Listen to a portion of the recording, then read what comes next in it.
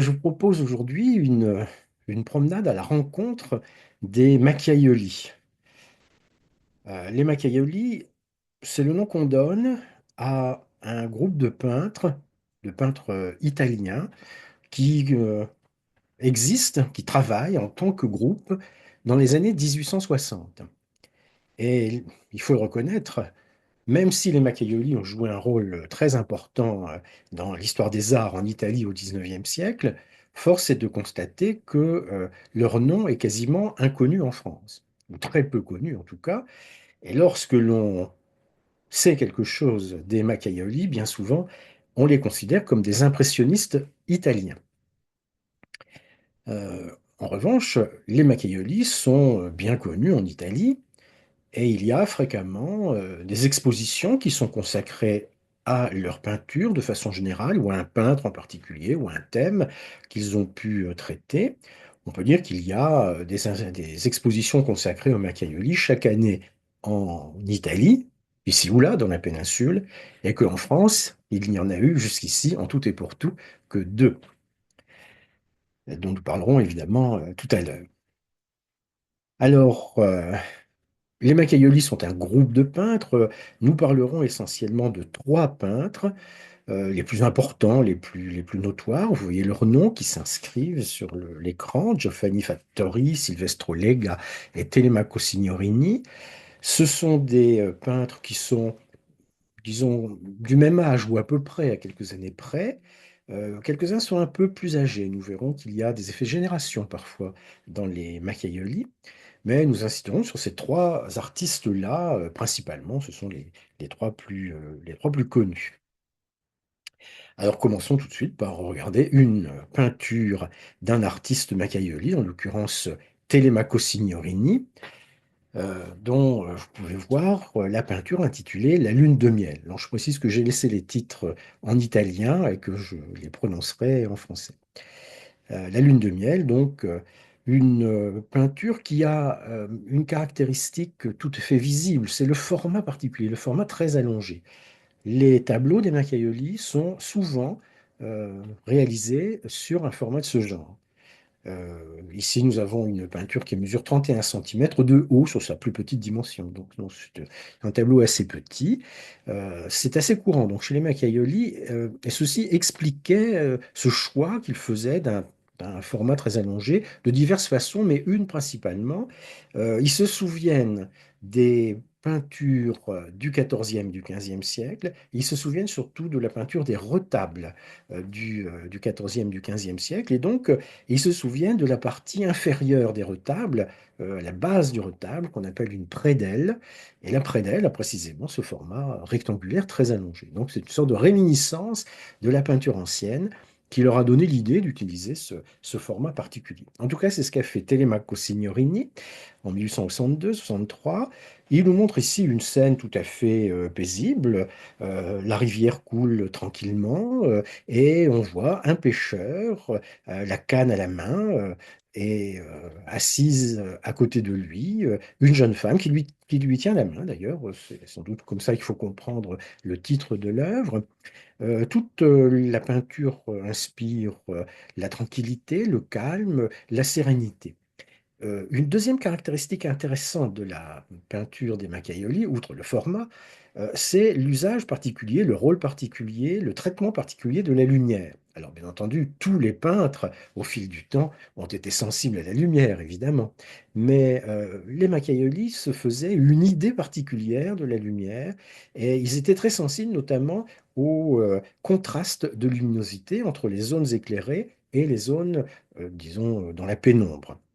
Donc nous avons ici un effet d'ombre en quelque sorte sous le couvert végétal et notre couple de pêcheurs est donc installé au bord de la rivière. Donc une scène simple, un thème simple. Alors évidemment on peut peut-être approfondir un petit peu le raisonnement ou accepter de voir dans cette peinture quelque chose d'un petit peu plus approfondi.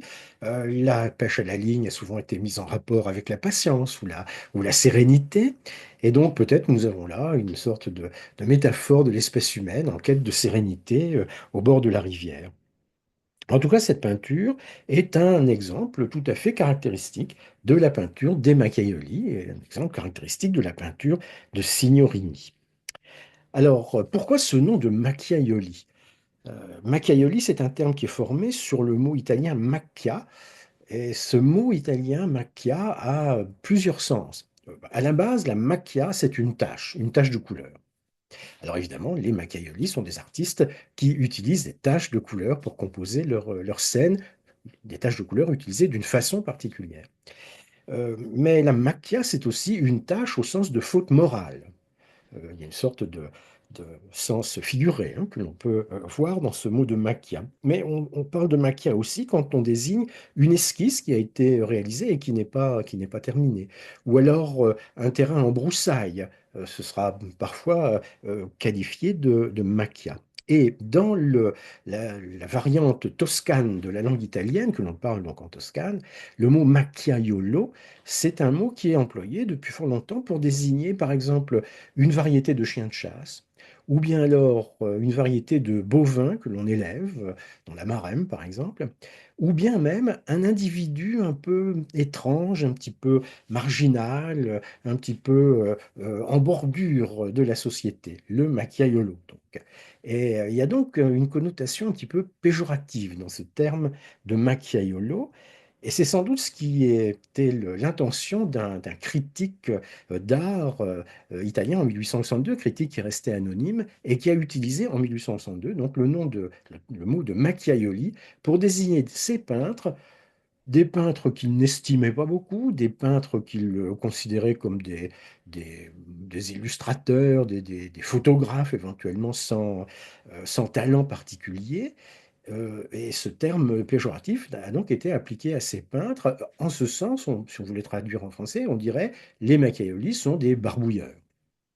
Et comme cela se produira par la suite pour le mot impressionnisme, qui au départ a une connotation péjorative dans la bouche de celui ou sous la plume de celui qui l'utilise, eh bien nos peintres italiens vont se revendiquer de ce terme de Macchiaioli, ils vont s'en faire une sorte de bannière, une sorte d'étendard, et ils vont s'efforcer de lui donner un sens, on pourrait dire, noble, en indiquant que ce qui les anime, ce qu'ils recherchent, c'est l'authenticité, la peinture vraie, la simplicité de la peinture vraie. Ce qui compte, ce ne sont pas des esquisses compliquées, ce ne sont pas des fusains, des crayons compliqués, mais ce qui compte, c'est le premier coup de pinceau. C'est là qu'il y a l'authenticité de la peinture. Et puis, les Macchiaioli peignent aussi souvent en plein air. Et donc, il y a ce culte particulier du plein air dont nous allons reparler donc, dans cet exposé. Une dernière dimension encore, on a souvent reproché aux Macchiaioli d'être des artistes locaux, des artistes régionaux, des artistes toscans. Alors ils sont en effet toscans pour la plupart, pas tous, mais pour la plupart. Et là encore, cette qualification de peintre toscan, au sens de peintres locaux, eh bien, ils l'ont revendiqué aussi. Ils ont souligné la signification particulière de cet adjectif de toscan. C'est l'esprit toscan, célèbre pour son sens de la critique, son sens de la satire, et ils résumaient le tout en disant qu'après tout, Dante et Michel-Ange étaient toscans eux aussi. Donc, notre rencontre avec les Macchiaioli va être organisée sur un plan très simple. Je montrerai dans un premier temps que les Macchiaioli sont des peintres, et puis dans un deuxième temps, je montrerai que les Macchiaioli sont des peintres italiens, et dans un troisième temps, j'essaierai de montrer que les Macchiaioli sont des peintres italiens témoins de leur temps, ce qui nous fournira une conclusion, une ouverture, disons, intéressante, je pense, pour cette approche, cette promenade à la rencontre des Macchiaioli. Donc, les Macchiavelli sont des peintres et ils constituent en fait plutôt un groupe à géométrie variable, plutôt donc un groupe qu'une école. Et pour comprendre le- la formation de ce groupe et la signification de ce groupe, il faut se placer dans la Toscane du milieu du 19e siècle.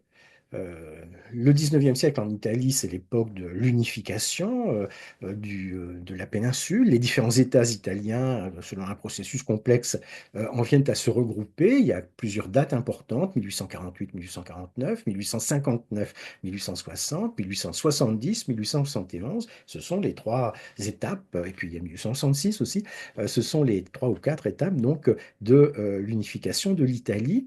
Et donc, pour ce qui concerne les Mercaioli, il faut se placer dans les années 1850, avant 1859. 1859, c'est une date importante dans l'histoire de Florence au XIXe siècle. C'est le moment où le régime politique du Grand-Duché de Toscane s'effondre, où il est renversé. Et c'est le moment où s'ouvre donc le processus d'intégration de la Toscane dans le Royaume d'Italie en cours de constitution, la proclamation du Royaume d'Italie étant réalisée en 1861. Alors, si on se place donc dans la Toscane d'avant 1859 et à Florence avant 1859, alors on dira la Toscane et Florence constituent une zone, on pourrait dire, de relative liberté d'expression par comparaison aux autres États italiens. Florence est une ville ouverte, plus ouverte que les autres, sur les idées nouvelles, sur les idées venues de l'étranger éventuellement. Et ce qui est vrai dans la vie intellectuelle et on peut dire dans la vie politique ne l'est pas du tout dans la vie artistique. Il y a au contraire, en Italie en général et en Toscane en particulier, une importance tout à fait spéciale de la tradition, il y a un poids très lourd de la tradition, le respect aveugle de la tradition, tout ce que l'on entend par académisme.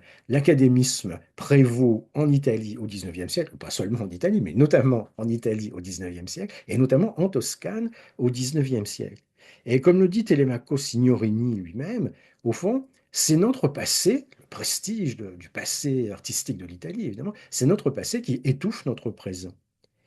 Alors il y a donc, dans la Toscane de la fin des années 1850, il y a un ensemble d'artistes, de peintres, pas seulement de peintres, mais de peintres surtout, qui éprouvent, qui supportent difficilement ce poids de la tradition et qui vont s'efforcer de le mettre en cause, qui vont s'efforcer de s'en libérer.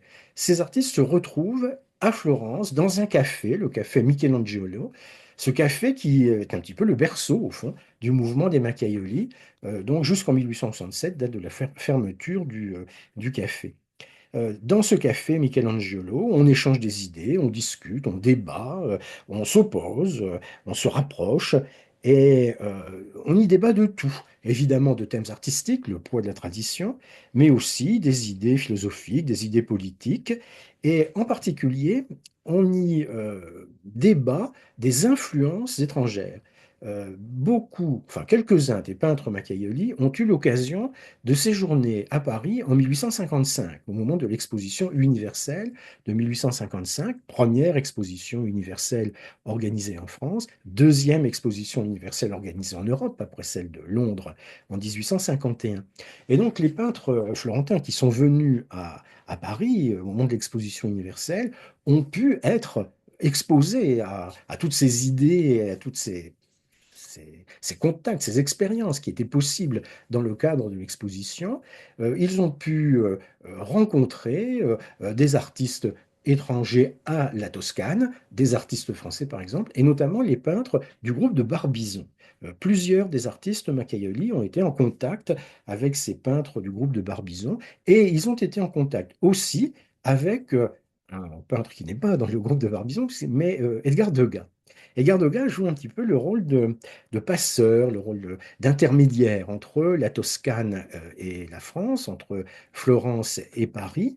Il faut dire que Degas a de la famille à Florence et donc il lui arrive périodiquement de séjourner à Florence et il lui arrive périodiquement de recevoir à Paris des personnes, des connaissances qu'il a pu faire en Italie. Et notamment, il a des contacts réguliers avec le personnage dont il fait le portrait à deux reprises, à savoir Diego Martelli. Diego Martelli est un critique d'art. C'est un personnage qui va jouer pour les Macchiaioli un rôle très important, d'abord parce qu'il va euh, parler de leurs tableaux, parce qu'il va analyser leur manière. Diego Martelli va se faire un petit peu le théoricien des Macchiaioli, on peut dire. Et puis d'autre part, on le verra, Diego Martelli va jouer aussi, par rapport à ses peintres, le rôle de, on pourrait dire, de mécène sur le plan matériel. Donc voilà la situation dans laquelle naît le groupe des Macchiaioli dans le courant des années 1850 à Florence. Et, euh, et donc, grande date, 1859, au printemps de 1859, c'est le renversement du régime du grand-duc Léopold II, et donc l'instauration d'un régime provisoire qui va évidemment impliquer la Toscane dans le processus d'unification de l'Italie aboutissant en 1861.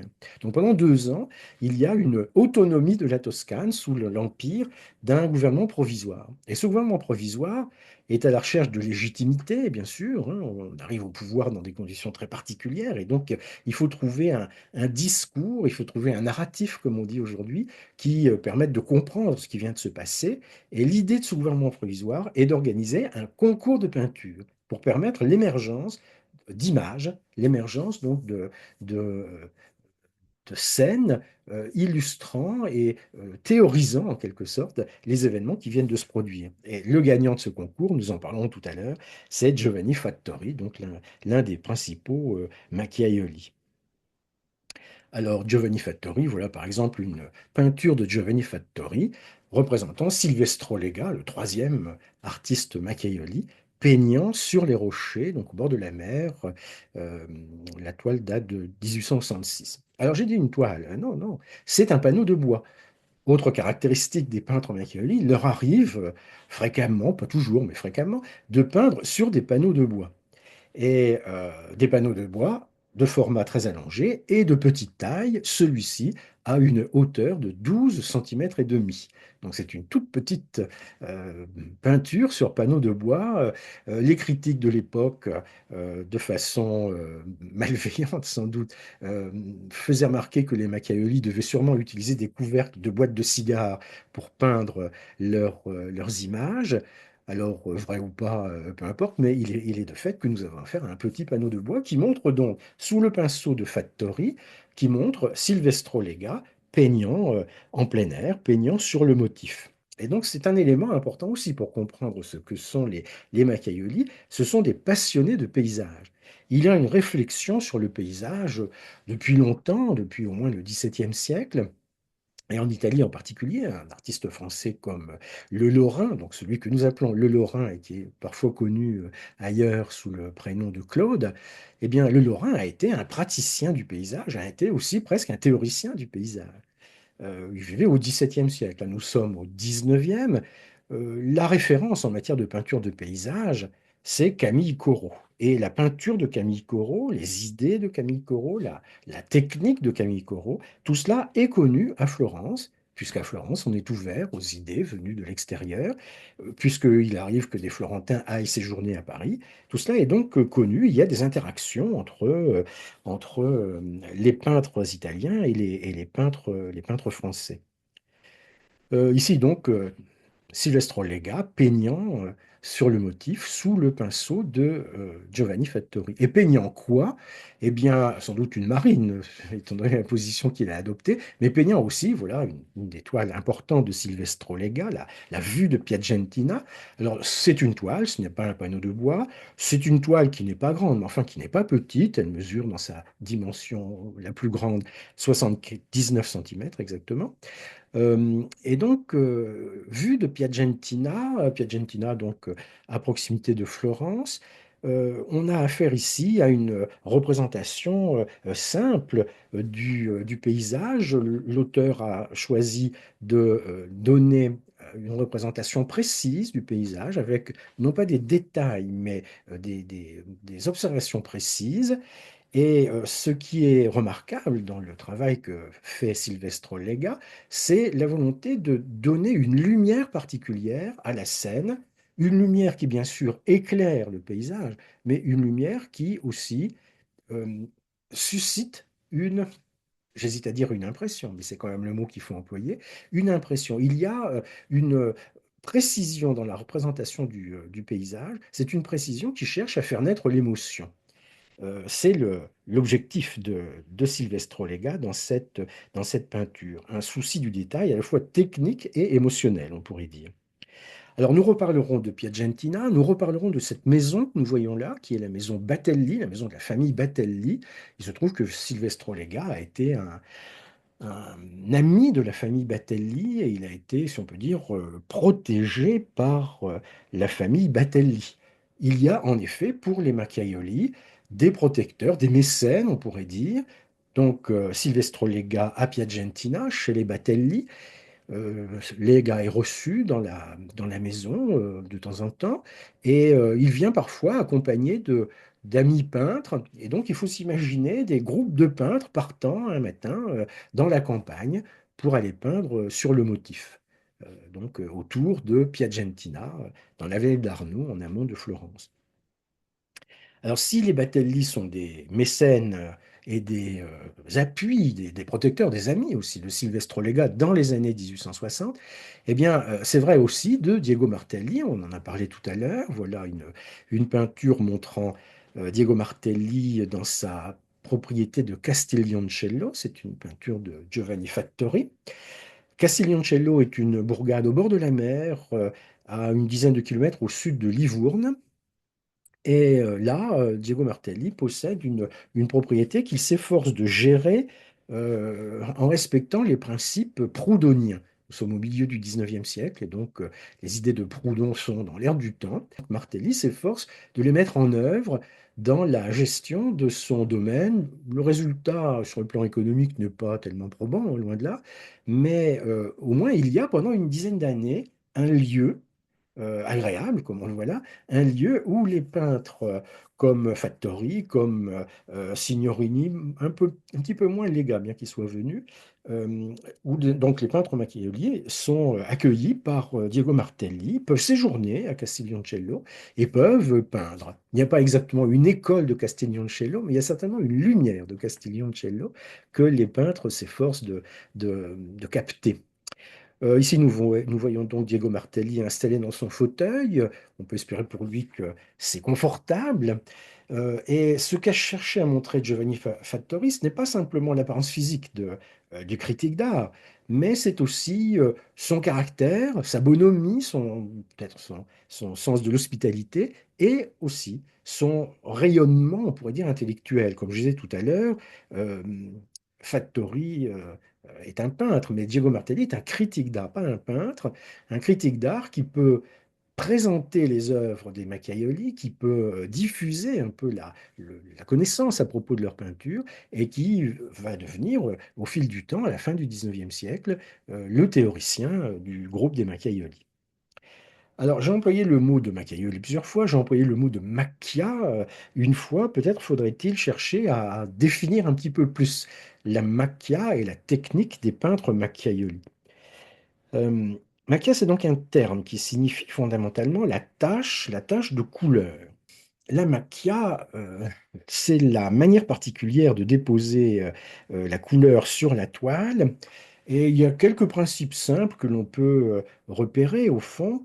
D'abord, premier principe, la couleur pure, telle que sortie, si l'on peut dire, du tube de peinture. Des couleurs pures, non mélangées, qui sont appliquées directement sur la toile.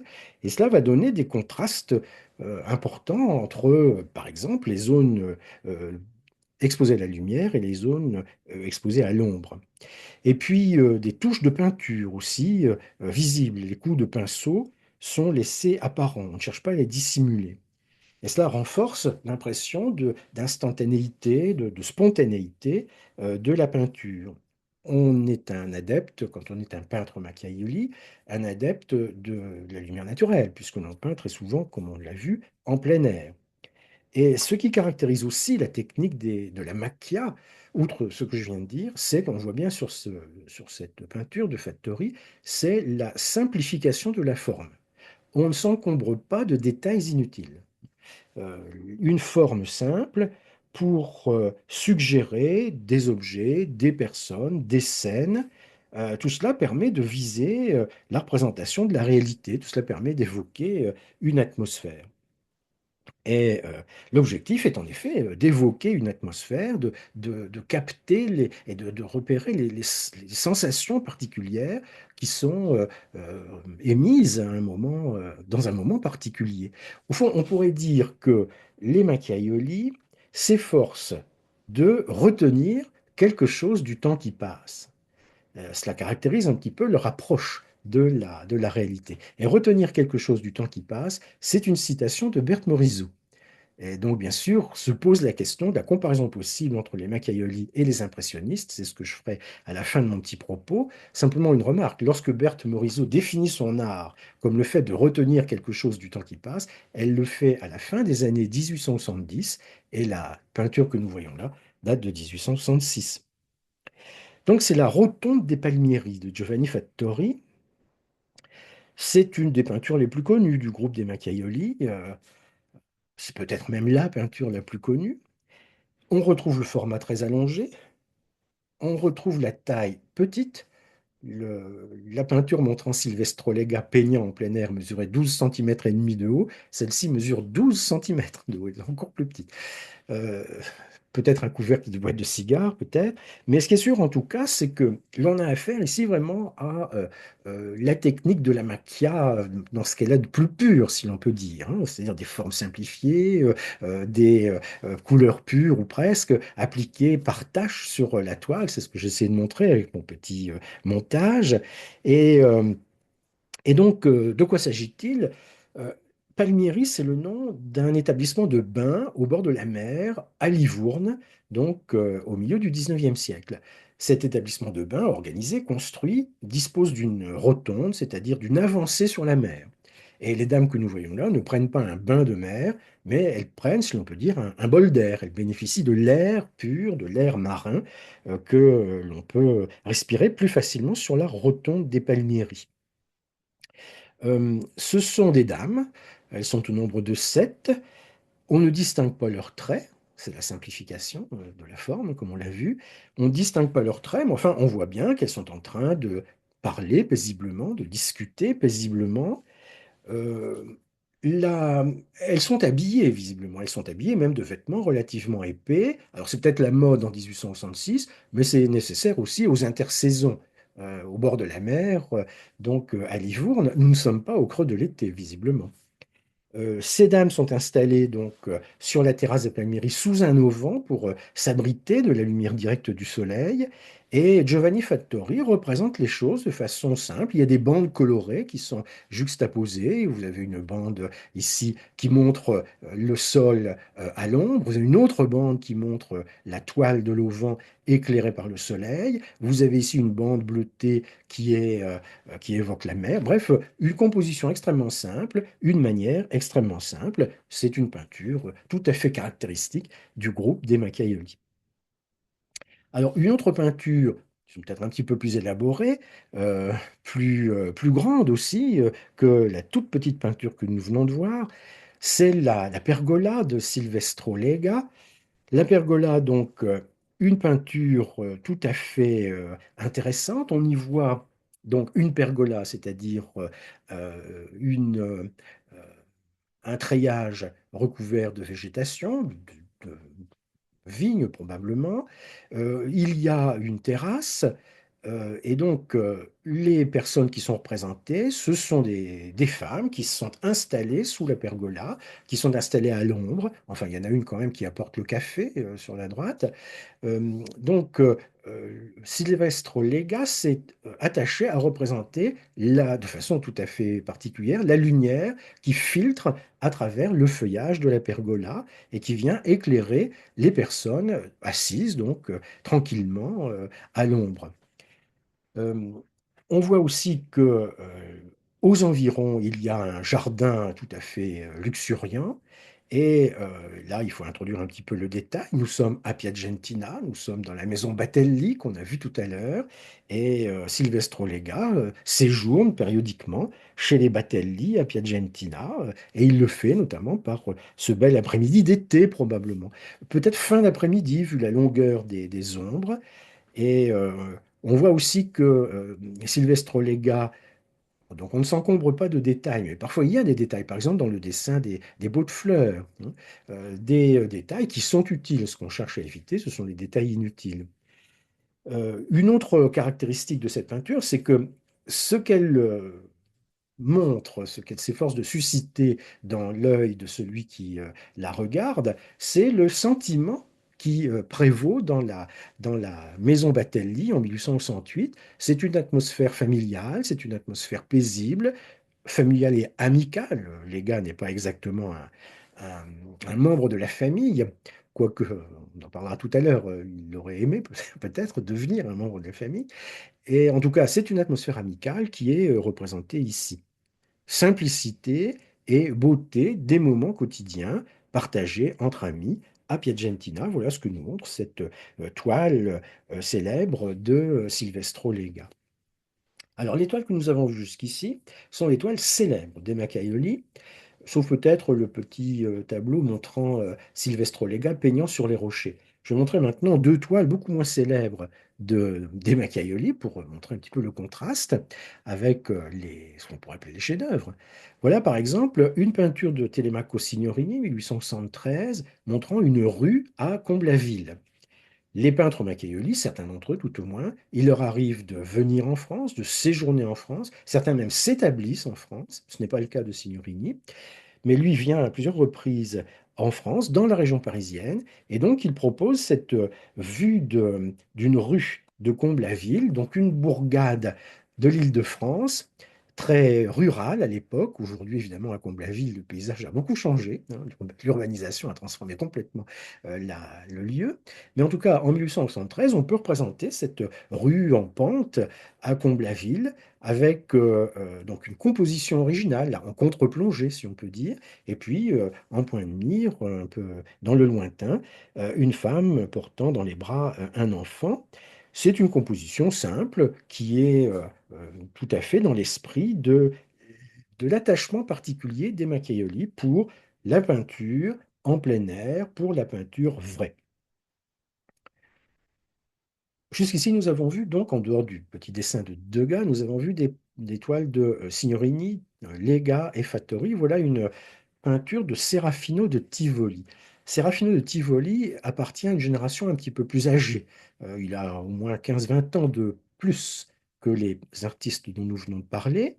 Et Serafino de Tivoli a visité Paris en 1855, il a visité donc l'exposition universelle, il est l'un des vecteurs de l'influence française à Florence à la fin des années 1850, et c'est donc un adepte de la peinture vraie. C'est ce qu'il s'efforce de montrer dans cette peinture donc réalisée en 1859. Si l'on voulait trouver une influence étrangère sur la peinture de Serafino de Tivoli, ce n'est pas Corot qu'il faudrait évoquer, c'est plutôt une artiste qui, en 1850 ou 1859, est à son apogée, son apogée, je dirais, de célébrité, de notoriété, qui par la suite a été bien oubliée. C'est Rosa Bonheur. Là, on a vraiment une comparaison possible avec la peinture de Rosa Bonheur. Alors, cette peinture est bien connue dans le groupe des Macchiaioli. C'est une peinture vraie, mais ce n'est pas une peinture réalisée avec les techniques de la macchia, et ce n'est pas un chef-d'œuvre. Néanmoins, c'est une peinture simple que l'on peut observer. Donc, il y a donc l'orée du bois, il y a deux vaches qui broutent, et au pied d'une petite colline aussi, deux vaches. Donc, le matin, assez tôt, les ombres sont longues, donc c'est le début de la journée, et voilà, il n'y a pas d'autre sujet particulier. Enfin, Serafino de Tivoli a voulu montrer, donc une scène simple, a voulu montrer de manière spontanée et authentique une scène simple. Ce n'est pas exactement une peinture dans l'esprit des Macchiaioli à cause de la technique qui n'est pas celle de taches juxtaposées, mais c'est une peinture dans l'esprit des Macchiaioli si l'on considère l'attrait pour le plein air, pour la lumière et pour la simplicité de la représentation. Alors, terminons cette première évocation des Macchiaioli peintres par une toile de Silvestro Lega qui est voilà, l'un des grands des grands chefs-d'œuvre, disons, de ce groupe de peintres, le chant du Stornello, réalisé en 1867. Alors là, pour le coup, nous n'avons pas affaire à une toile de petite taille, puisqu'elle mesure 1,58 m de haut. Les personnages sont, je ne dirais pas grandeur nature, quand même pas, mais presque. Donc une toile de grande taille qui représente bon, quelque chose de très simple. Dans une pièce d'une maison à la campagne, à côté de la fenêtre ouverte et permettant d'avoir une vue sur la campagne, eh bien, nous avons trois jeunes femmes qui font de la musique.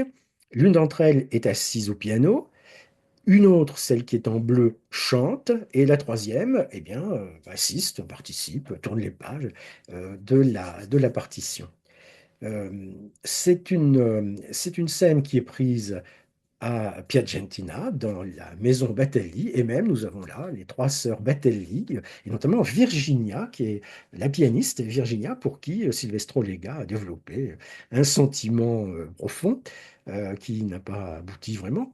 Et donc, cette peinture montre, comme on le disait pour les précédentes, l'atmosphère calme, amicale qui peut régner dans la maison Batelli. Ici, nous avons en plus l'activité donc musicale.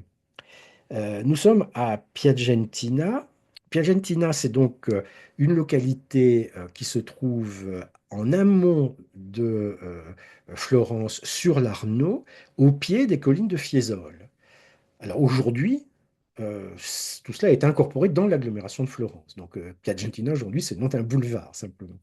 Mais à l'époque, comme on le voit, l'agglomération de Florence ne s'est pas encore étendue. Elle commence à se transformer, puisque à cette époque, en 1867, Florence est la capitale du royaume d'Italie. Turin est la capitale du royaume de Sardaigne jusqu'en 1861, Florence dans les années 1860 et Rome à partir de 1871. Donc, les choses vont changer, mais elles n'ont pas encore changé. On est dans une atmosphère tout à fait rurale, champêtre, à Piacentina. On est dans la campagne toscane et c'est un lieu qui est donc très apprécié par les Macchiaioli. Alors, ce qui est remarquable dans cette toile par rapport à celle qu'on a vue jusqu'ici, c'est peut-être le traitement de la lumière, justement. La lumière euh, qui vient euh, comment dirais-je, composer la scène. La lumière qui vient baigner les visages, qui vient baigner les tissus, le tissu d'ameublement, le tissu des vêtements. Et cette lumière, Silvestro Lega l'a traitée d'une manière tout à fait simple, tout à fait euh, douce aussi, dans l'esprit de Piero della Francesca. C'est une référence avait dans la tête lorsque il a peint cette scène, et on pourrait s'amuser effectivement à comparer les lumières dans les peintures de Silvestro Lega avec celles que l'on voit sur les peintures ou les fresques de Piero della Francesca. Il y a certainement une réminiscence, on pourrait dire. Alors, le chant du stornello, qu'est-ce que c'est qu'un stornello? Stornello en italien, ça veut dire l'étourneau, mais ici, ce n'est pas d'un étourneau qu'il s'agit. Le stornello, c'est un genre musical, en fait. C'est une pièce musicale, c'est une chanson simple, en vers, qui peut éventuellement être improvisée. C'est une chanson qui est largement, je dirais, connue au XIXe siècle. C'est une forme qui a inspiré l'évolution de la chanson italienne jusqu'à maintenant, en fait. Et donc, le stornello est un genre à part entière. Il s'agit d'une chanson qui est pour voix seule, enfin pour voix unique plutôt, et avec accompagnement d'instruments. Ici, c'est un piano, mais ça pourrait être un autre instrument. Alors, les historiens de l'art ont étudié de près la toile et ont étudié notamment la partition qui est posée sur le piano. Donc, chez le Machiavelli, pas de détails inutiles, mais des détails, s'ils sont utiles.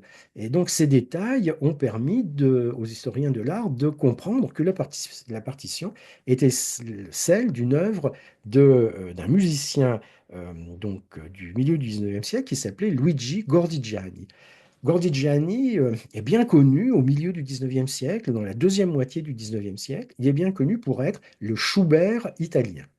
Donc le Schubert italien, c'est-à-dire que les stornelli qu'il compose, les pièces qu'il compose, eh bien, ressemblent au leader de Schubert, mais Schubert vit longtemps avant, au début du 19e siècle.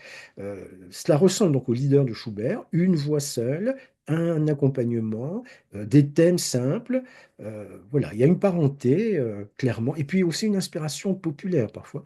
Il y a une parenté entre le stornello et le lied allemand, certainement. En tout cas, ces pièces de Cordigiani sont très appréciées à l'époque. Elles sont très appréciées en Italie, mais pas seulement en Italie. Il paraît que la reine Victoria, en Angleterre, était tout à fait appréciée beaucoup, donc les Stornelli de Gordigiani. Donc, les Macchiaioli sont des peintres, mais les Macchiaioli sont des peintres italiens. C'est-à-dire que on va s'intéresser maintenant aux actions que les Macchiaioli ont pu mener, à la place qu'ils occupent dans les, l'évolution de l'Italie au milieu du 19e siècle. L'époque dont nous parlons, donc, c'est l'époque de l'unification de l'Italie, c'est l'époque de Giuseppe Mazzini. Les artisans de l'unification de l'Italie, ce sont les dirigeants du royaume de Sardaigne, donc Cavour et Victor Emmanuel II. C'est Garibaldi, nous allons parler de Garibaldi, bien sûr, mais c'est aussi Mazzini. Garibaldi, Cavour et Victor Emmanuel II agissent concrètement. Mazzini est plus un théoricien, est plus un homme d'idées, en fait. Et donc, c'est lui qui développe, qui théorise, qui propose les idées qui sont à l'œuvre dans le processus d'unification dans ce qu'on appelle le Risorgimento, donc dans l'Italie du 19e siècle. Mazzini est une figure, on pourrait dire charismatique, du Risorgimento. Et donc, les thèses de Mazzini vont rencontrer les positions des Macchiaioli. Est-ce que les Macchiaioli sont des partisans de Mazzini toujours? Non, pas forcément, parce qu'il peut y avoir des divergences sur le plan idéologique. Mais il y a au moins un point commun, il y a une rencontre entre le théoricien et les peintres, c'est l'idée suivante, au fond. Euh, les anciens systèmes nous oppriment, nous ligotent. Il faut rejeter et balayer ces anciens systèmes et ouvrir la voie à une nouvelle ère de liberté et de créativité. Ça, c'est vraiment un point commun entre mazzinistes et Macchiaioli. Et les Macchiaioli, donc, rêvent d'un d'une élimination des anciens systèmes, ils rêvent d'une révolution, en fait. Ce sont des radicaux, les Macchiaioli. Il ne faut pas croire que ce sont des peintres du dimanche qui passent leur, euh, euh, leur temps à la campagne sous un parasol à peindre des vaches broutants. Ils ne font pas que ça. Ce n'est pas cela, en fait, la peinture des Macchiaioli. Les Macchiaioli sont des marginaux, ce sont des radicaux, hein. Et ils ambitionnent de transformer l'art en accord avec les bouleversements sociopolitiques de leur époque.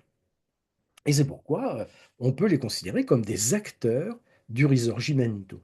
J'ai évoqué tout à l'heure l'une des décisions prises par le nouveau gouvernement de Florence en 1859, organiser un concours de peinture, faire naître, pour rendre visible plutôt la légitimité du nouveau régime. Eh bien, c'est Giovanni Fattori qui remporte ce concours. Donc, c'est un concours sur esquisse, évidemment. Une fois que l'esquisse a été primée, alors on peut la convertir en une toile complètement réalisée. Et donc, cette toile qui est réalisée et qui a été primée par le concours, c'est celle-ci, le camp italien à la bataille de Magenta. Donc, la bataille de Magenta a lieu le 4 juin 1859, le concours a lieu à l'automne de 1859 et la peinture est terminée en 1862. C'est une peinture d'assez grand format, puisqu'elle mesure 1,75 m sur sa plus grande dimension. C'est une peinture, au fond, c'est une scène de bataille, c'est une peinture de bataille. Et dans la hiérarchie des genres, euh, depuis au moins le XVIIe siècle, la peinture de bataille, c'est la peinture d'histoire. On ne fait rien de mieux en matière d'académisme, en réalité.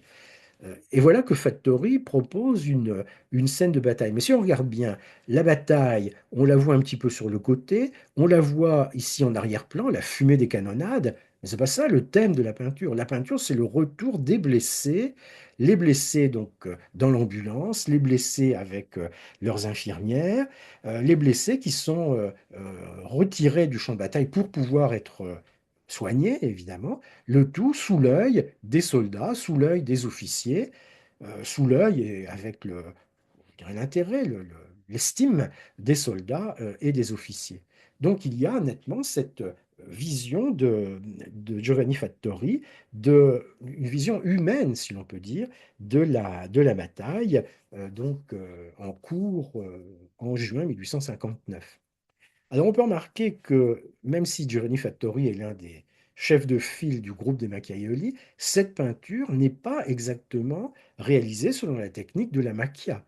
Euh, la maquia, ça consiste à juxtaposer les taches de couleur. Ici, nous avons une construction, nous avons une perspective, nous avons un clair-obscur, nous avons presque une perspective atmosphérique. Cela, normalement, ce n'est pas l'esprit de la maquia, mais l'esprit de la maquia, on le voit dans l'attention portée au personnage, dans l'humanité, dans l'authenticité, dans la vérité, qui est montrée et peinte par le peintre sur la toile. Donc, est-ce que Fattori participe à la bataille de Magenta? Non, pas directement, mais il est sur le champ de bataille, il a observé, il a pris des croquis certainement, et donc il peut ensuite proposer une image de la bataille. C'est ainsi qu'un peintre peut participer à l'effort de guerre, évidemment. Alors, si Fattori fait cela, Signorini le fait aussi. Là, c'est la bataille de Solferino qui est évoquée, et Signorini a choisi de montrer une scène particulière. C'est l'artillerie toscane, parce que ce n'est pas encore l'unification italienne, ce sera en 1861. Donc la Toscane a changé de régime politique, mais n'est pas encore incorporée dans le nouvel État.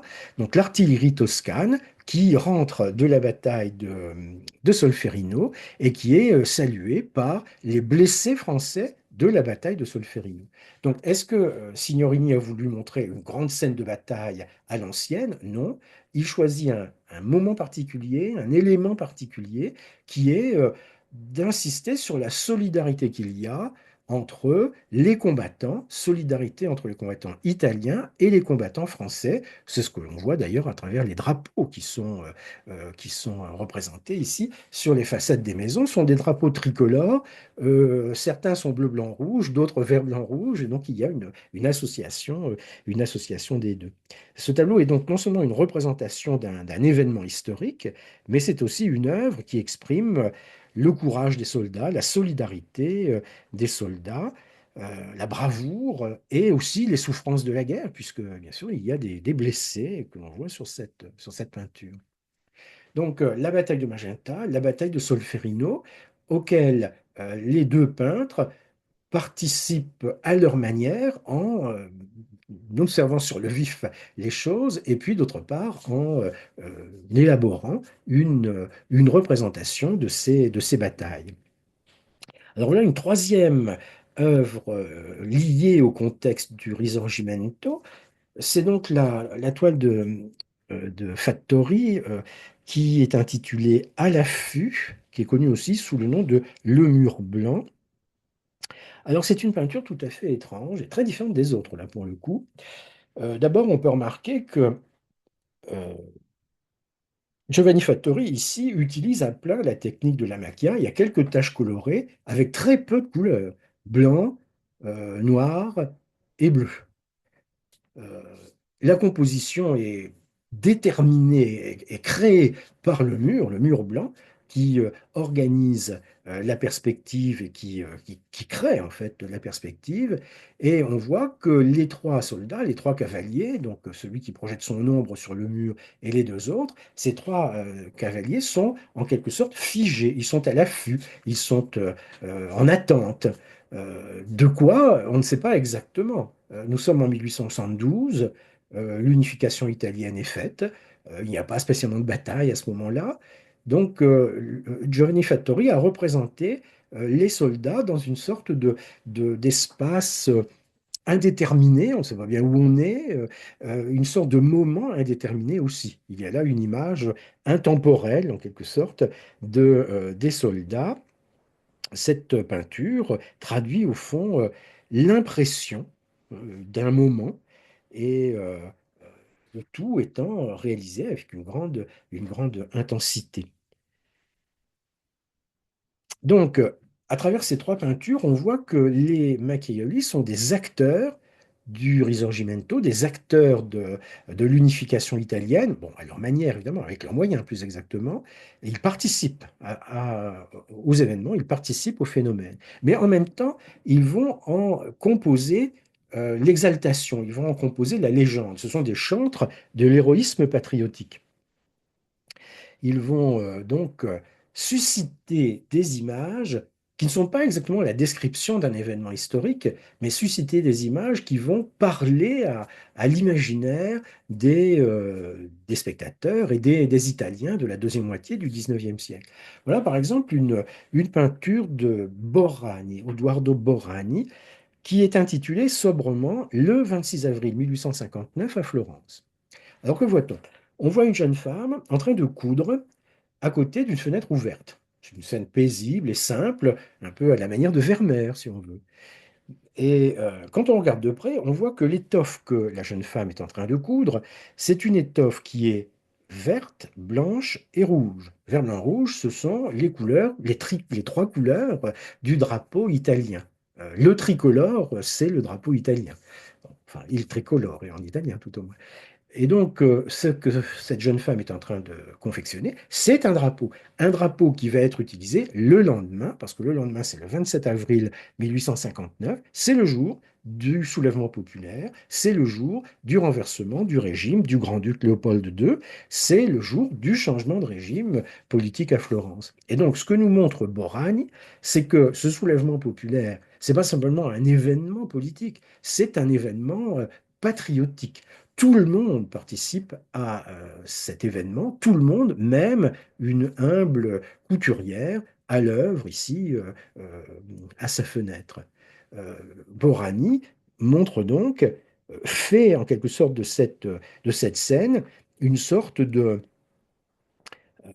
on pourrait dire une sorte de, enfin il fait de la couturière, il en fait une sorte d'héroïne du soulèvement patriotique du printemps de 1859.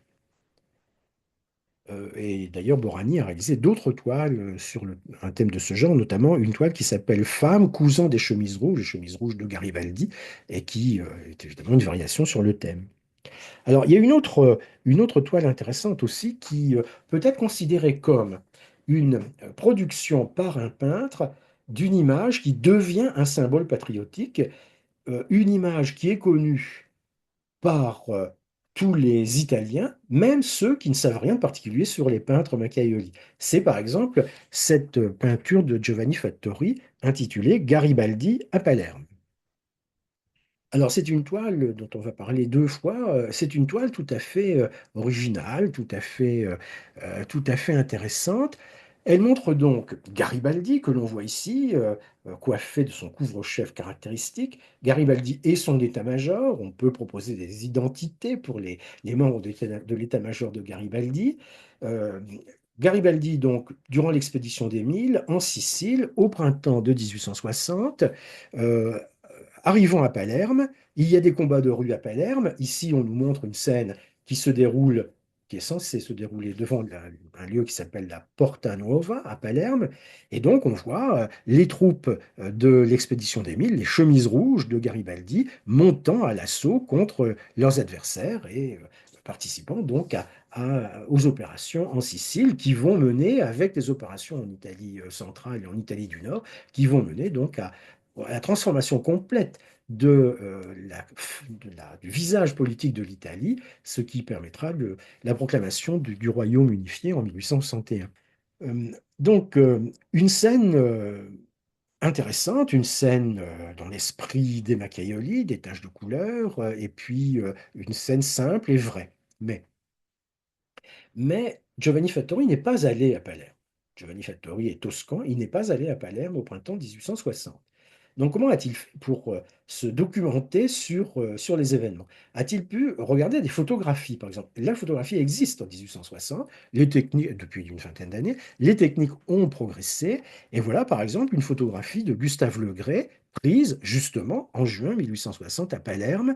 Il y a des Français qui appuient Garibaldi. Alexandre Dumas, par exemple, hein, enfin, soutient Garibaldi à cette occasion. Et Gustave Le Gray accompagne Alexandre Dumas et réalise quelques photographies à Palerme après la bataille. Mais si les techniques photographiques se sont améliorées depuis les débuts de la photographie, elles sont quand même encore assez élémentaires. On a l'impression à voir cette photo qu'il n'y a personne dans la rue.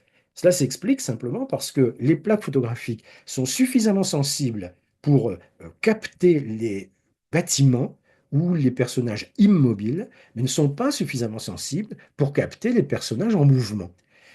On pourrait avoir l'impression qu'il n'y a personne dans la rue, mais pourtant là, il y a quelqu'un qui a bougé, donc qui est flou. Ici aussi, il y a quelques personnes qui ont bougé et qui sont floues. Donc on ne les voit pas bien, mais on peut présumer leur existence. On voit bien que Giovanni Fattori a peut-être vu cette photographie. Cette photographie est publiée en effet en 1860. Je veux dire, elle n'est pas publiée, on ne peut pas imprimer les photos à l'époque, mais elle est diffusée. On peut la voir, surtout en France d'ailleurs. Mais ce n'est pas ça qui a pu lui inspirer la toile que nous venons de voir. En revanche, il y a des dessinateurs. Il y a des dessinateurs qui peuvent prendre des dessins, faire des croquis, et les dessins peuvent être imprimés. On ne peut pas imprimer les photos au XIXe siècle, mais on peut imprimer les dessins. Et voilà par exemple deux pages d'un hebdomadaire français de l'époque qui s'appelle Le Monde Illustré, comme son nom l'indique, il publie des dessins, évidemment, des dessins d'actualité donc. Et vous voyez par exemple ce dessin qui nous montre non pas une scène de bataille, la légende le dit, hein, la colonne commandée par le général Turc quittant Palerme. Donc la bataille n'a pas eu lieu là, en fait elle a eu lieu devant la Porta Termini, dans un autre quartier de Palerme, mais le dessinateur montre la colonne donc en ordre, quittant la ville. La bataille a eu lieu et le théâtre des opérations s'est déplacé vers l'est. Il est probable que Giovanni Fattori a vu ce dessin. Le journal est publié et diffusé auprès du public cultivé. Et à Florence, il y a un public suffisamment cultivé pour lire Le Monde illustré.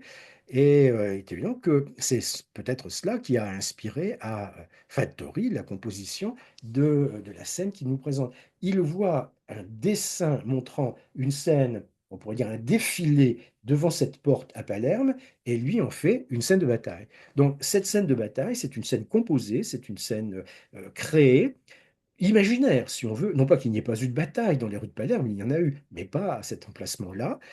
Il dispose les soldats, il exalte la valeur des soldats, des chemises rouges, et il dispose Garibaldi, le héros, évidemment, sur le, sur le champ de bataille, en quelque sorte. Donc c'est plus une icône du Risorgimento qu'une image réaliste, qu'une scène réaliste. Néanmoins, elle est devenue maintenant tout à fait emblématique des combats de l'unification italienne. Alors, il y a une autre image qui est emblématique aussi, c'est une image de Silvestro Lega, c'est un portrait de Garibaldi. Alors, est-ce que Silvestro Lega a rencontré Garibaldi? Ce n'est pas certain. C'est possible, mais ce n'est pas certain. En tout cas, Silvestro Lega a pu voir des photos. J'ai dit que les plaques photographiques ne peuvent pas photographier des corps en mouvement, des personnes en mouvement, mais si la personne se tient stable, fixe, ne bouge pas devant l'objectif de l'appareil photo, alors on peut faire des portraits. Et il y a des portraits de Garibaldi réalisés en 1860. Il est possible que, il y en a même certains, que Silvestro Lega a eu l'occasion d'en voir. Donc il nous donne ici un portrait de Garibaldi sobre. On voit un Garibaldi noble, déterminé. On le voit drapé dans la chemise rouge qui est son emblème, qui est sa marque, la sienne et celle de ses compagnons. Cela depuis les combats de la première guerre d'indépendance italienne, donc 1848-49. Et Garibaldi apparaît ici comme apaisé en quelque sorte, mais déterminé, confiant. L'unité n'est pas encore faite en 1860, mais elle est en train de se faire. Donc, cette image de Garibaldi est devenue, là aussi, une icône patriotique en Italie. Alors, quand on est français et qu'on parle de Garibaldi, il faut toujours rappeler une chose, qu'on a parfois tendance à occulter en France, ou à oublier, ou à ne pas savoir simplement, c'est que Garibaldi ne se borne pas à être l'un des artisans de l'unité italienne, qui est donc réalisée en 1861, mais en 1870, il participe en France à la guerre de 1870, aux côtés de la France. Il intervient avec ses compagnons, à titre privé, on pourrait dire, pour apporter un soutien à la France, et pas seulement un soutien moral, un soutien effectif. C'est ce qu'il fait avec ses fils en 1870, et c'est ce que, bon, non pas lui, puisqu'il meurt en 1882, mais c'est ce que ses petits-fils feront aussi en 1914. L'Italie n'entre en guerre qu'en 1915, mais en 1914, vous avez des Italiens qui sont incorporés dans l'armée française, notamment des petits-fils de Garibaldi. Donc les Macchiaioli, des chantres de l'héroïsme patriotique, tout à fait clairement. Ce sont des acteurs, mais ils sont aussi témoins des évolutions de leur temps. Ils constatent les évolutions de leur temps, surtout à la fin du 19e siècle.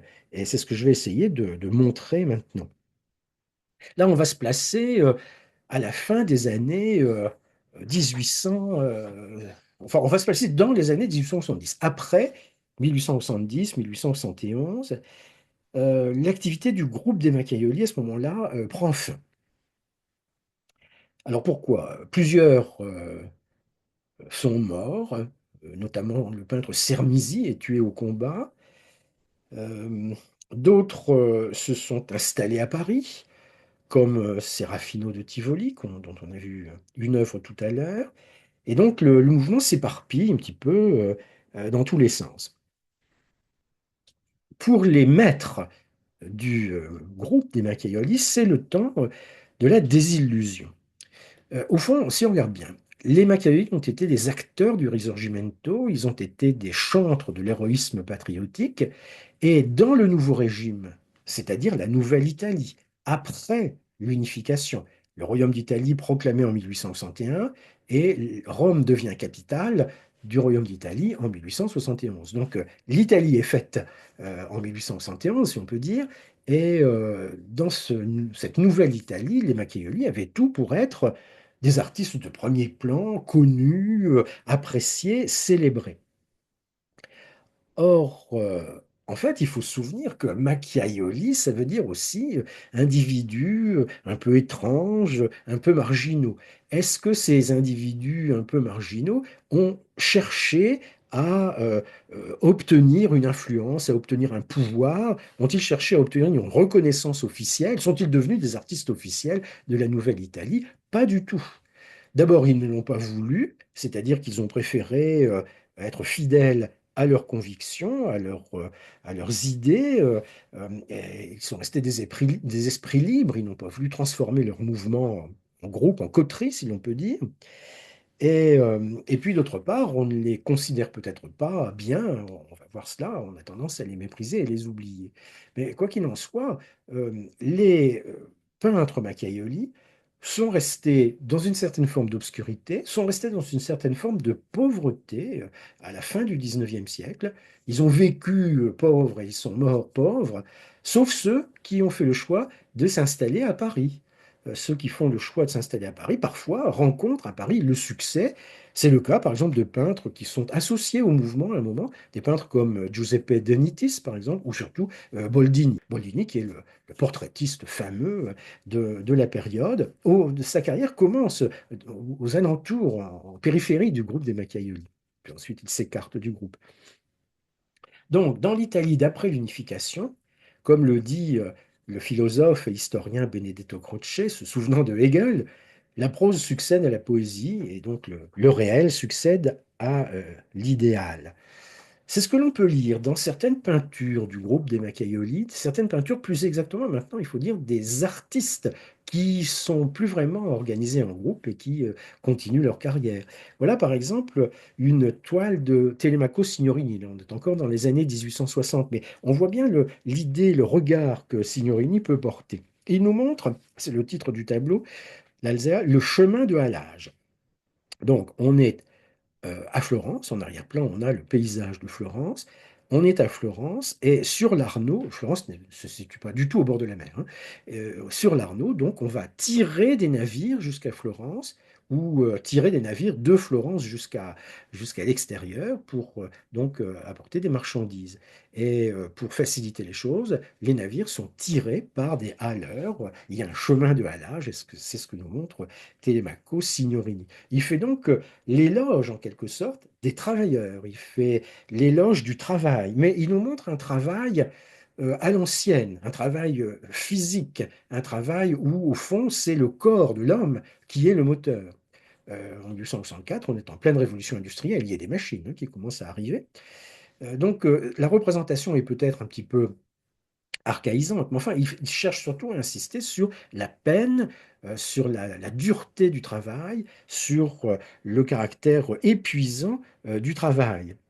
Euh, et il insiste également sur l'inégalité sociale, puisqu'il y a deux groupes de personnes dans le tableau, donc les travailleurs qui tirent les bateaux, et d'autre part ce personnage qui est là, habillé en bourgeois, si on peut dire, avec un chapeau.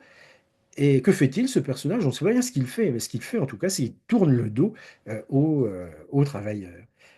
Signorini nous montre ici, même on peut dire, il critique ici l'inégalité sociale, et cela, il le fait en utilisant d'une façon particulière la lumière. Les travailleurs sont dans la pénombre, leur visage n'est pas éclairé directement par le soleil, et le personnage qui est là, certes, son visage n'est pas éclairé directement par le soleil, mais lui n'est pas dans la pénombre, il est en pleine lumière. Donc une peinture qui précocement euh, se charge on pourrait dire, d'une dimension sociale, une dimension de critique sociale qui apparaît sous le pinceau de Signorini. Et on a souvent souligné l'influence des idées de Proudhon. Alors, Proudhon qui influence Diego Martelli dans son mode de gestion de sa propriété foncière, mais Proudhon qui influence Signorini aussi. Proudhon, c'est le théoricien socialiste non marxiste français. C'est un personnage qui a insisté sur la justice sociale, sur l'égalité, sur les libertés. C'est un personnage qui a une réelle notoriété au XIXe siècle. Et ces idées proudhoniennes inspirent les compositions de Signorini. On le voit bien, quand on observe la manière dont il représente ces travailleurs, des travailleurs à la peine, des travailleurs qui tirent, qui halent les navires. Donc une toile qui date de 1864. On pense parfois en voyant cette toile-là à une toile du peintre russe Ilya Repin, les bateliers de la Volga. Les bateliers de la Volga, c'est une toile qui date de 1873. Ici, c'est 1864. Alors, peinture donc à sujet social, à dimension sociale. Deuxième peinture, Fattori, peinture à dimension sociale aussi. Celle-ci est très tardive, elle date de 1903. C'est l'extrême fin de la vie de Fattori qui meurt en 1908. En 1903, Signorini et Lega sont déjà morts. Et donc, que voit-on? On voit un paysage de campagne, euh, de couleurs, comme pourrait-on dire, jaunâtre, rougeâtre, un ciel nuageux menaçant, un chemin sinueux, et sur ce chemin sinueux, un vieux cheval qui s'est abattu, un vieux cheval mort, c'est le titre du tableau, le cheval mort, un vieux cheval mort, et à côté, un paysan, un vieux paysan, consterné. Consterné parce que d'une part, son cheval, le cheval avec qui il a vécu et travaillé pendant des années probablement, son cheval est mort. Et puis d'autre part, ce qui est mort, c'est pas seulement un cheval, c'est aussi l'instrument de travail. Que va-t-il devenir? Le cheval, c'était un petit peu le gagne-pain, et voilà qu'il est mort. Que va-t-il devenir? Il y a dans ce personnage un désespoir qui est non pas extraverti, mais un désespoir tout à fait profond. Donc un thème précis, un thème pessimiste. L'œuvre n'est pas seulement une œuvre d'art, on pourrait dire, c'est aussi une dénonciation sociale. En somme, la prose a succédé à la poésie, le réel a succédé à l'idéal dans la Nouvelle Italie. Et c'est l'impression qu'on peut avoir aussi en voyant cette peinture de Silvestro Lega. Alors, c'est une toile très connue aussi du groupe des Macchiaioli et dans la peinture italienne. Donc les derniers moments de Giuseppe Mazzini. Mazzini meurt en 1873 et Silvestro Lega ne représente pas Mazzini sur son lit de mort. On a beaucoup d'images de Mazzini sur son lit de mort, mais il représente Mazzini, si on peut dire, en train de mourir. Il est toujours vivant. Il dort, il est fiévreux, ses mains sont jointes, il va mourir dans quelques heures ou dans quelques jours, et c'est cela que nous montre Silvestro Lega. Donc, le héros du nationalisme italien, le père de la nation, si on peut dire, au moins sur le plan des idées, ce héros du nationalisme italien est en train de mourir. Alors, bien sûr, on peut dire la nation continuera à exister malgré la mort de Mazzini. Enfin, il y a quand même cette impression-là, hein. La page se tourne, en somme, dans l'histoire de l'Italie. Alors, cette peinture a beaucoup marqué les esprits, donc à la fin du 19e siècle. Elle est aujourd'hui une peinture très très réputée, tout à fait connue, vous voyez qu'elle est conservée dans un musée américain, dans le Rhode Island. Alors cela veut dire que la peinture en question n'a pas été achetée en Italie à la fin du 19e siècle. On a préféré des images de Mazzini mort sur son lit de mort, mort en- on pourrait dire en gloire, en somme, hein, sur son lit de mort. On a préféré des images de ce genre à une image de Mazzini mourant, malade et mourant, donc celle que propose Silvestro Lega. La toile a été achetée finalement par des collectionneurs américains qui l'ont donnée à ce musée du Rhode Island. Cette toile est importante quand même parce qu'elle est devenue, elle a circulé sous forme de photo, elle est devenue une image de référence pour l'histoire de l'Italie. Et par exemple, l'année dernière à Rome, il y a eu une importante exposition où, vous voyez le titre, hein, Le dernier portrait, Mazzini et Lega, histoire parallèle du Risorgimento. Donc, on mettait en parallèle la carrière de Silvestro Lega et la carrière de Giuseppe Mazzini pour montrer comment dirais-je, les comparaisons possibles qui aboutissent à cette création de Silvestro Lega. Donc, voilà, la prose succède à la poésie, comme disait Benedetto Croce en se souvenant de Hegel. Et donc, pour les Macchiaioli, le début du XXe siècle, eh bien, c'est une période d'oubli, sombre dans l'oubli. Quand on pense à eux, on les méprise, mais bien souvent, on les a oubliés. Et on peut souligner cette idée en revenant sur la toile de Fattori, dont Garibaldi à Palerme, qu'on vient de voir. Donc, je vais expliquer que c'est une scène qui n'est pas réaliste, une scène composée, mais enfin, elle a acquis une valeur iconique, certainement, elle a acquis une valeur iconique dans la deuxième moitié du XXe siècle, pas dans la première, parce qu'elle a appartenu à un collectionneur privé à la fin du XIXe siècle. D'ailleurs, elle appartient encore à un collectionneur privé aujourd'hui.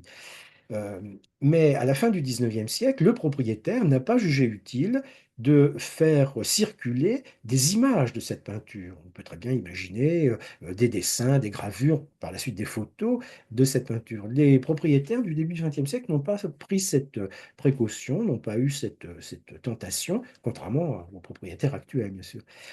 Alors cette toile, qui est donc n'est pas connue au début du XXe siècle, cette toile apparaît en vente publique en 1954 à Milan. Alors c'est très intéressant de voir dans quelles conditions. La galerie qui organise la vente publie bien sûr un petit catalogue pour expliquer ce qui va se passer. Et cette toile est appelée La Bataille et elle n'est pas attribuée. Il faut dire qu'elle n'est pas signée. Elle n'est pas attribuée, on ne sait pas. On ne sait pas que c'est une toile de Fattori, on ne sait pas que c'est une toile tout à fait intéressante. En fait, on ne sait rien de cette toile-là. On sait des choses sur Factory si on cherche, bien sûr, mais on ne sait rien de cette toile-là. Donc la toile est vendue en 1954 dans ce contexte, voilà, d'oubli. Et puis quand même, elle attire l'attention. Les spécialistes vont réfléchir, vont travailler sur des photographies, éventuellement demander à voir l'original. Et en quelques années, en une dizaine d'années, on réunit suffisamment d'informations pour publier un catalogue raisonné de l'œuvre de Giovanni Fattori. Donc les peintres Macchiaioli sont méprisés et oubliés les historiens de l'art ne s'intéressent pas ou pas vraiment à eux dans la première moitié du XXe siècle, mais on commence à s'intéresser à eux dans la deuxième moitié du XXe siècle. On travaille, on publie des catalogues, on publie des articles, des livres sur eux, et donc on va pouvoir organiser des expositions. En Italie, j'ai expliqué qu'il y a en Italie régulièrement des expositions. Et puis ailleurs qu'en Italie, la première exposition organisée ailleurs qu'en Italie a lieu à Munich en 1973. Vous voyez le titre, Impression toscane. Et puis en France, il y a deux expositions, l'une organisée en 1978, donc le titre est Les Macaioli peintres en Toscane après 1850, et l'autre en 2013, ce sont les deux seuls qui aient eu lieu en France, en 2013, donc sous un titre un petit peu complexe, 1850-1874, Les Macaioli des impressionnistes italiens. Et des impressionnistes italiens, oui, voilà, le thème a été avancé par les organisateurs de l'exposition de 2013. Notez qu'ils ont mis un point d'interrogation. Sont-ils des impressionnistes italiens? Et peut-être pour nous, c'est l'occasion d'ouvrir le dossier, voir un petit peu ce que l'on peut dire à ce sujet. Et je ferai la comparaison entre Macchiaioli et impressionniste en rapprochant deux toiles.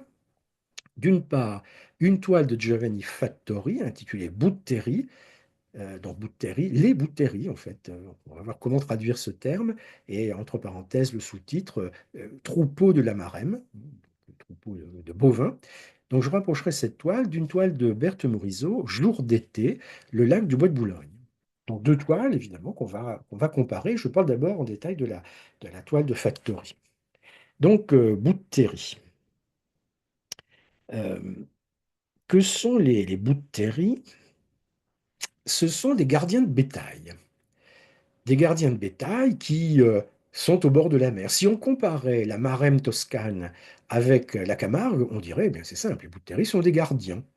Ils sont à cheval, ils ont un bâton, ils guident le troupeau vers l'endroit où il doit aller, et, euh, et donc voilà, ce sont des travailleurs dans dans le monde agricole, des travailleurs dans le monde rural à la fin du 19e siècle.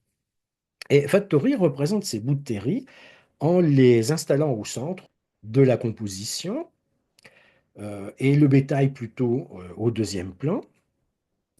Euh, et on peut considérer qu'il y a ici une utilisation tout à fait systématique de la technique de la macchia, des taches de couleur, avec une petite précision, une petite particularité.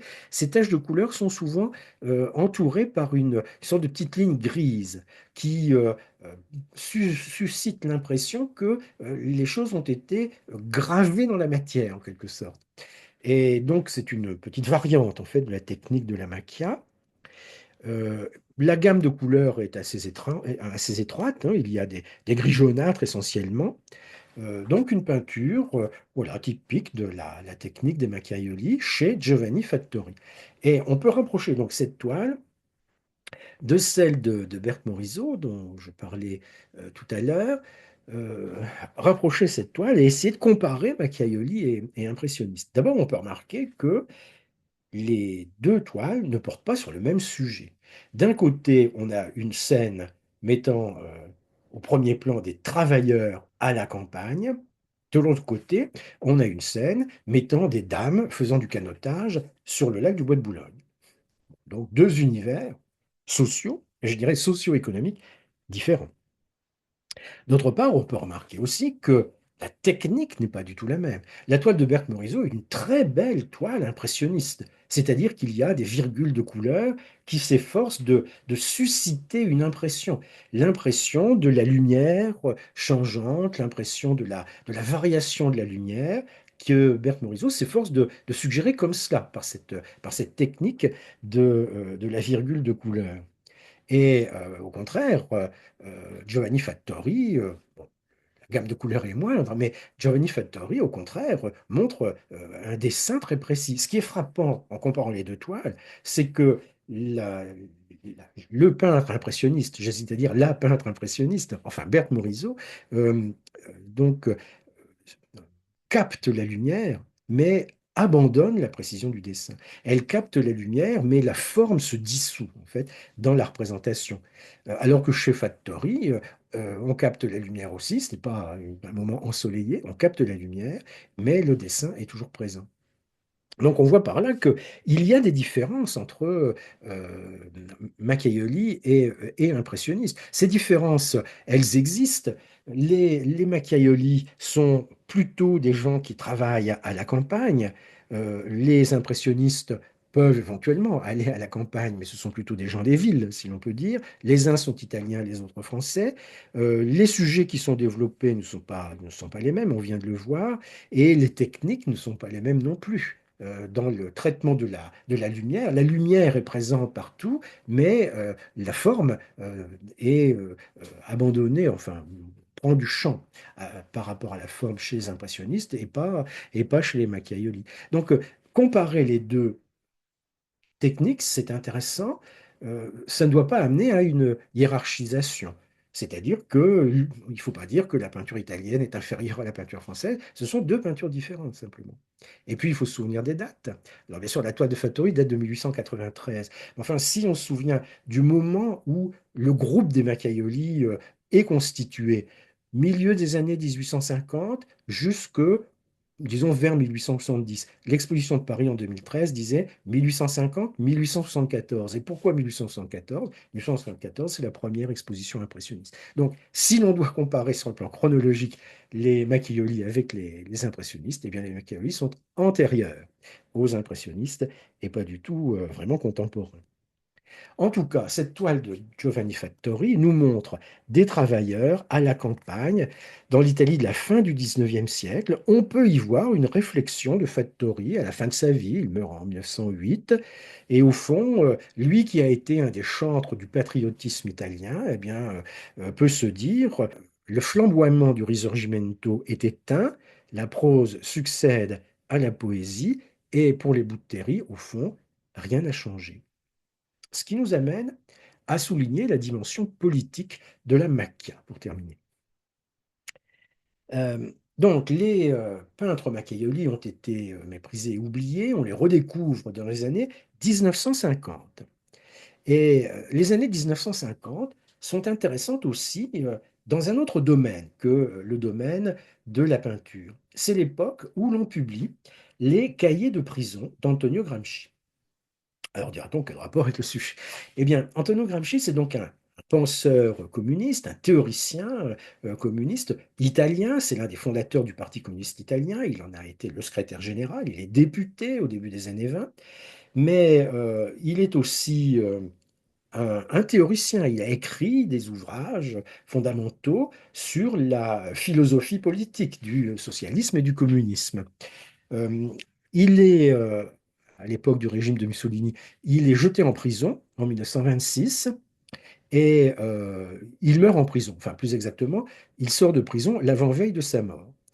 Donc, il meurt en 1937. Donc, pendant une dizaine d'années, il est en prison et pendant une dizaine d'années, il écrit. Il écrit un grand nombre de pages, plus de 2000 pages, et ce sont ces pages qui sont publiées en 1950, enfin, vers 1950 en plusieurs étapes, et puis vous avez là l'édition critique, donc publiée en 1972.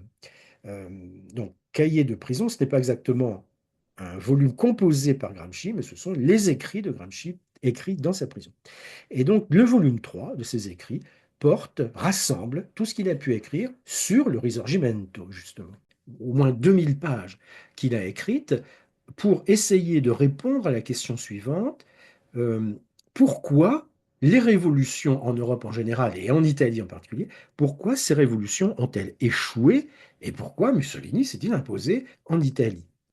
Et Gramsci euh, écrit plusieurs textes sur la question précise du Risorgimento. Qu'est-ce que c'est que le Risorgimento exactement? Qu'est-ce que c'est que l'unité italienne? Est-ce que c'est une révolution? Et il présente le Risorgimento comme une révolution incomplète, comme une révolution inachevée. Il estime que cette révolution italienne n'a pas réussi à mobiliser les masses, notamment les masses populaires, qu'elle est fragile donc pour cette raison-là. Il estime que la révolution italienne a été le résultat d'un compromis, même d'une collusion entre les élites, ce qui a permis certes de créer un État-nation, mais ce qui n'a pas permis de créer régime véritablement bénéficiant du soutien populaire. Et cette réflexion sur le risorgimento est tout à fait intéressante parce que donc les carnets de Gramsci sont publiés autour de 1950 en plusieurs étapes. Ce qu'on voit là, c'est l'édition critique publiée en 1972.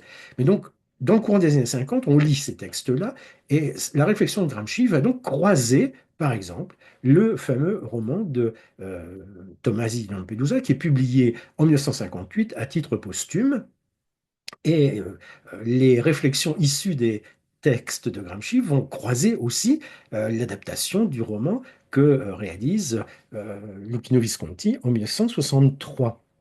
Ce roman et ce film racontent l'histoire d'un personnage, le prince Salina, qui justement se trouve confronté à ces transformations, ces bouleversements qui se développent, bouleversements qu'il euh, cherche à comprendre, qu'il réussit à comprendre, et notamment qu'il voit à l'œuvre en la personne de son neveu, Tancrède, qui est joué ici par Alain Delon. Tancrède, qui, c'est une scène du début du film, qui lui dit euh, mon oncle comprend bien ce qui est en train de se passer. Si nous ne faisons rien, ils vont nous faire la République de Mazzini. Si nous voulons que tout reste pareil, nous devons tout changer. Et à la fin du 19e siècle, les Macchiaioli se posent la même question, c'est-à-dire tout a changé et pourtant pour les Boutteri, rien n'a changé. Et pour Gramsci dans les années 20, les années 30, c'est la même question, pas forcément le même raisonnement, mais la même question. Et pour le romancier et le cinéaste, c'est la même question aussi. Alors, est-ce que le romancier et le cinéaste ont été influencés par le théoricien communiste? S'il s'agit de Visconti, c'est possible. Visconti était un sympathisant communiste. Il se peut qu'il ait lu les cahiers de prison de Gramsci. Pour Tomasi di Lampedusa, cet aristocrate sicilien, c'est peu probable. Est-ce que Gramsci, Lampedusa et Visconti ont été influencés par la peinture des Macchiaioli? Ben, c'est une question, il n'y a pas vraiment de réponse à cette question, mais c'est une question qu'on peut se poser puisque les années 50 sont le moment où précisément tout cela arrive sur le devant de la scène. Et donc, je terminerai en me demandant et en vous proposant de repérer dans Le Guépard de Visconti, dans le film, repérer des réminiscences des Macchiaioli. Alors on dira, mais oui, bien sûr, dans la fameuse scène de combat de rue à Palerme, on voit la réminiscence du tableau de Fattori. Précisément, ce tableau de Fattori est connu désormais dans les années 50, et peut-être que Visconti s'est inspiré de cette image de Fattori pour composer cette scène. Alors peut-être, mais c'est une scène de combat de rue. Au fond, Fattori ou pas, une scène de combat de rue, on l'aurait représentée de cette façon-là. Je ne pense pas on puisse voir ici vraiment une réminiscence des Macchiaioli. En revanche, si on se souvient du chant du Stornello, donc atmosphère paisible, avec la porte ouverte sur la campagne, la musique, eh bien, on peut se dire que peut-être que lorsque Visconti compose cette scène, où on voit la famille du prince Salina, la famille du prince Salina et le prince lui-même lisant le journal et lisant la description du débarquement de Garibaldi à Palerme. Là, il y a peut-être une réminiscence de Silvestro Lega. De même que si l'on prend toujours de Lega la pergola, alors on voit la scène paisible, on voit la douce lumière de la Toscane, on voit l'atmosphère d'amitié qui règne, l'atmosphère familiale même en l'occurrence qui règne. Et au fond, on n'est pas très loin de la scène de la terrasse du Guépard, là où on voit Tancrède surgissant pour prendre congé de sa parentèle avant d'aller rejoindre Garibaldi dans les montagnes. Alors bien entendu, la lumière brutale de la Sicile n'est pas la lumière douce de la Toscane. Évidemment, il n'y a pas de pergola sur cette terrasse, mais enfin, on n'est pas très loin quand même de l'image de Silvestro Lega. Il y a sans doute une réminiscence dans l'esprit de Visconti, qui était un homme cultivé, une réminiscence donc de la peinture des Macchiaioli. En tout cas, c'était cette idée que je voulais vous proposer pour terminer. Et je vous remercie de m'avoir écouté patiemment.